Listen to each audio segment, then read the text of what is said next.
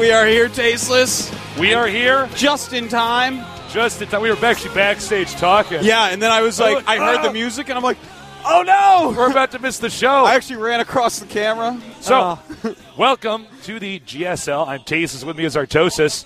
How you doing, buddy?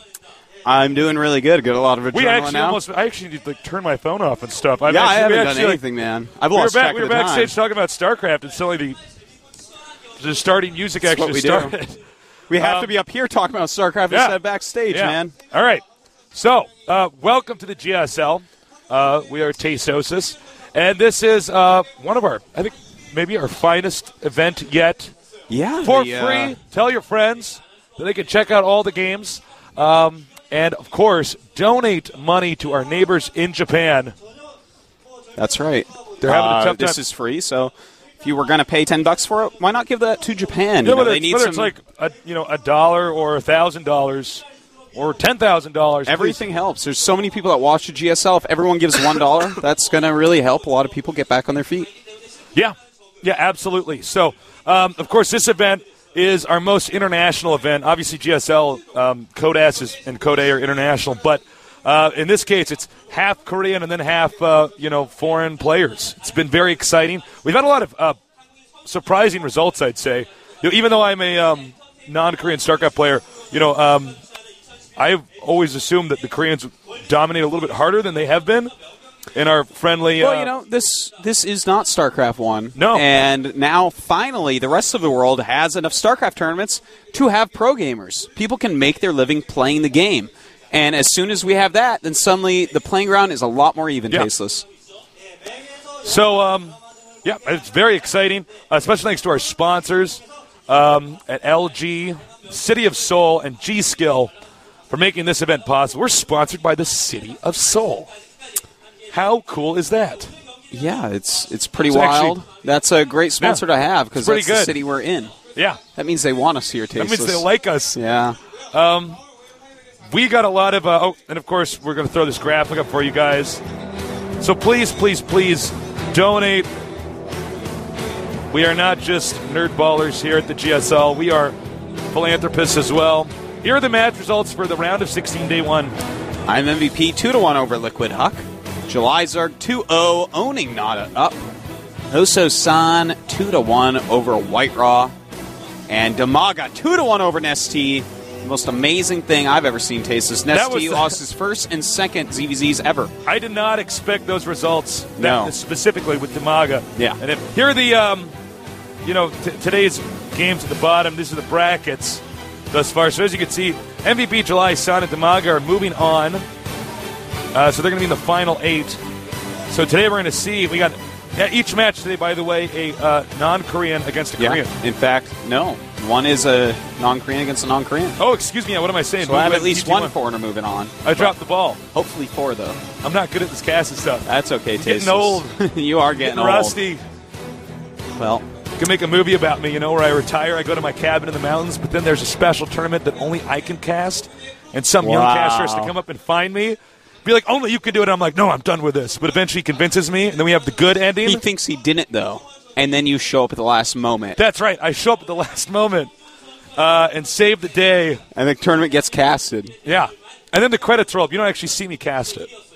Yeah. Yeah. All right. So you just see him start, hello and welcome to Seoul. I am Tasteless, and it blacks out. And maybe Linkin Park starts to play, as the credits roll up. In the end, it doesn't even matter. Something like that. That's pretty funny. Yeah. We just came up with it. We just tell a story that we make up. Just make stuff up. Who's going to commentate today? Forget that. Forget about StarCraft. I know it's great matches, but we have stories, We have made up stories we could tell. We're going to have Sen against Marine King. Now, this is going to be a pretty interesting match, specifically because we already saw Sen basically dominate Marine King before. Well, here is Marine King. There is Sen. And of course, Sen, a guy you and I both trained with a lot. This guy, I started out with random and then switched to Protoss when I was a pro gamer in StarCraft 1. Sen beat me more than basically any Zerg ever that I've ever experienced. He's a very scary player. He's got a good style for taking you out. Now here's Marine King Prime. Yep, he's had 2 seconds. And they just show it second round of 32 there, but he's much better than that. A great Terran player, but has already been dismantled by Sen. Sen with an amazing, brilliant counterattack that game. It was on Zelnug Caverns. Make sure you check that out. If you have not yet, the VODs are free for this tournament. Oh, man. I don't know if Marine King can actually beat Sen, considering how strong Sen is playing. Well, I think Marine King has potential to beat anyone except for I'm MVP. And Sen fits into the anyone category, but we are going to have to see. Notice Sen did come over for a GSL, made it to the round of 32. The best player from Taiwan, the Zerg King, they call him over there, Tasteless. Yeah. He's a really funny guy. He is. He's a great guy in every way. So friendly, smart, funny, handsome. Gosu. Good at racquetball. He's really good at racket, though. Ball, not bow. Oh, I don't know. I was thinking about being good with the bow, man. Freudian slip. All right. TVZ, our map's going to be the Shikras Plateau. This is the new version of that map. It is, Blizzard's constantly fixing and modding these maps to make them a little bit more balanced. Yeah. It's a new RTS game, so it's really exciting to see. StarCraft 2 is already so balanced, and I think with every single patch, it gets closer. Mix, it's absolutely. They're really narrowing it down, Tasteless. And this new Shikras Plateau is a great map. Yep. It is actually much better than the old Shikras Plateau, much more balanced. So, should see a great match here. Shikras Plateau, Marine King Prime against Fnatic Sen. I hope you guys are pumped. I know I am. I'm amped, man. Not even pumped, amped. Get amped. Get amped. That was the name of that terrible game we were trying to think of the other day. That's right. That's the game on PC. So, Shikras Plateau is the map. We're going to get this going once our Korean commentators are ready. Pretty big moment here. Damaga, the only non-Korean to make it to the Final 8 thus far. White Raw had great games against Almost made it. Almost made it. Huck almost made it, actually. Yeah, he did. All those games were kind of one-sided, though, all three of them. All right, the countdown has begun, Tasteless. That means it's time for our Zerg versus Terran Sen against Marine King. Oh, man. I'm rooting for Sen, I'm not going to lie. Artosis and I, of course, played with all these non-Korean players back at StarCraft 1 when we were pro gamers that didn't really make much money. Now we're here in StarCraft 2. The Nerd Alliance. The Nerd Alliance is strong. Moves on. The game has started, so there's no more time to waste. Head-to-head TVZ. Is Sen going to take out Marine King Prime again, or is Marine King Prime going to get his revenge?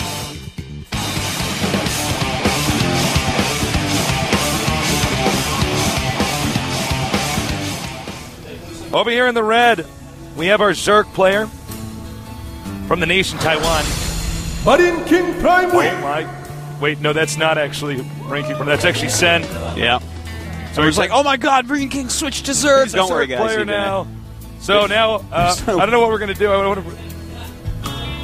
As you can see, we got some non-Korean infested Marine King Prime. Perhaps. Over here, we have our Terran player. MarineKingPrime.WE. There you go. Imagine killing someone with only infested Marines. You would have to be so much better than that. Dude, you have to be so good. Infestors are pretty good, though, man. Those things can move underground and cast infested Terran. They're like little submarines, man. That's right, they are. Little mobile barracks. You know when infestors, you remember the movie Tremors? Yes. That movie is awesome. You say so. It is. Oh, okay. Yeah. You got me, Tasteless. I have no comeback. Makes me think of Tremors, man. Ah. So, the Overlord makes me think of? What? Up. That old man that ties balloons to his house to fly away.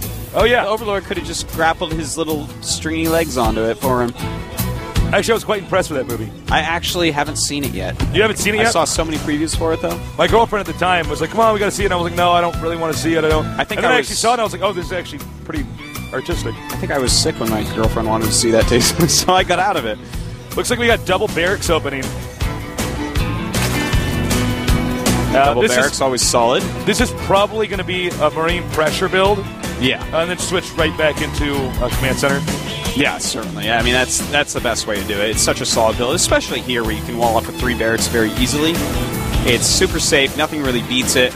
It always puts a little pressure on it. And if your opponent messes up even one time, you can do a lot of damage or maybe even kill him. It's pretty riskless. Riskless. Yeah. I like that. You like anything with less at the end. Yeah. I like more Tasteless. I want more. I want to taste more. I want to play more. I want to commentate more. And I want more risks. Can I have everything I want?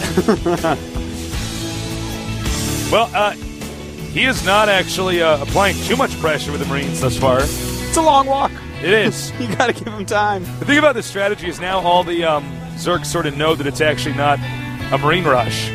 You know, they're just trying to make you not make drones, so it's a little bit less scary. Well, Sen is making those 8 Zerglings that he needs.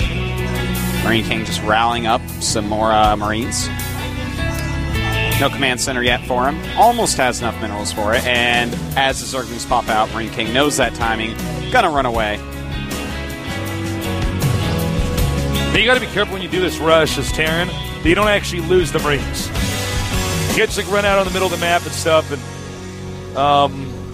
yeah, I mean, because you know those Marines essentially to defend your base back at home. Quite true. And I think actually MarineKing Prime sort of overdoing it right now. I think the damage has been done. He should probably get back home. He probably should. You know, if Sen had made just maybe 4 more Zerglings, he could have certainly won up and killed everything. All right, we got a Spine Crawler about to finish. And this is a nice move here with the Overlord by Sen. Always got to take a little peek. You know, one nice thing is even if you have to keep the Overlord pretty far back, you can at least click on the minerals and see how low are they on income. That's quite true. Don't be fooled, though, by the amount of mules that are dropped. The patches could be way different. Oh, that's actually a very good point. Yeah. I'm full of those, Tasteless. I get right to it, and I have plenty of them. Actually, that is actually a really good point you just made with the mules. Because, yeah, I mean, unlike Zerg and Protoss, it actually is pretty difficult to gauge how mined out they are. Well, Sen just poking and prodding a little bit, getting his creep spread going, getting his drones going. We're going to have to see exactly what he wants to do here. It looks like, well, an evolution chamber going up. Looks like he might just do a pretty heavy economy. Game. Yeah, get some +1 on his melee attack. That'll up his Banelings as well. It doesn't look like he really wants to go for a 3rd base yet, which is almost a little bit surprising to me, Tasteless. And in fact, Sen has scouted now the fact that Marine King is going for 2 factories. So that's actually very telling. And so Sen should be able to get ready for this pretty easily. Blue Flame Hellions on the way. This is really getting so popular, Tasteless. This 2-fact Blue Hellion into Siege Tanks and or Thor if you need. Now, he's going to get some more Hellions. This is pretty popular now, the Blue Flame opener. It's good because you can burn down Banelings and the Marines take care of air units. Yeah, it's nice to control the map with for a little bit, kill some Zerglings off. Sometimes you get to kite some Banelings. And if you get lucky, Tasteless, and the Zerg is not prepared, you can always run by and see if you can kill off some drones. You know, the Hellions, they're just these extra minerals you don't really need right now, which really forces a pretty strong reaction from Zerg. Now Sen, his lair is on the way, his Baneling Nest on the way, almost half done his melee attack. Not taking a 3rd base yet, but his drone has been sent up to the top left to be ready for that. You know, one thing about Sen, his strong point is really his late game. Oh, certainly. He's actually one of these guys who can have the map cut in half and just be so. Now, I think MarineKing Prime's Terran vs. Terran, his late game is a strong point, but I think his mid game is in TVZ a stronger point. Yeah, I agree with that, but you. That's okay. That's what I'm feeling. In this matchup, yes. I definitely have opinions on his strong points in other matchups. So we see a lot of Blue Flame Hellions, a lot of Marines are coming as well. So this is actually going to be very fearful for Sen. He's making mostly Zerglings. He's Baneling speed at start. He's making a few Banes, and those Banes are going to actually be very, very, very important here. And notice how those stay in front, and nice usage of those Queens while not too many Marines are guarding, trying to weaken that up a little bit.